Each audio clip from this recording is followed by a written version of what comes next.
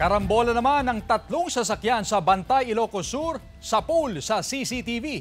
Nakaalerto, Roland Umangay.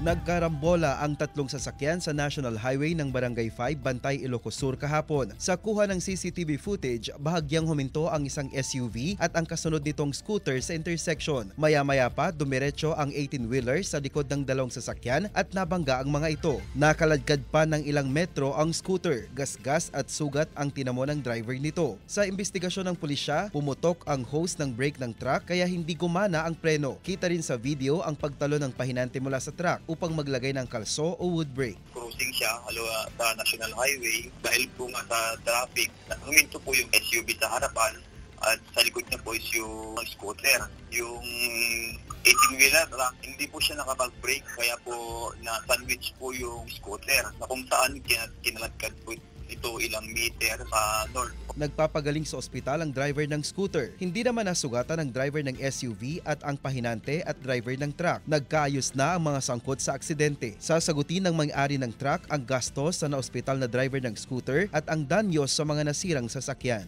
Bago po tayo magbiyahe, laging tatandaan po yung blue baguette. Check natin yung brake, light, oil, water, battery, air, gas, engine, tires, at lalong-lalo na po yung self-discipline po talaga sa pagmamaneho po. Roland Umangay, One North, Central Luzon.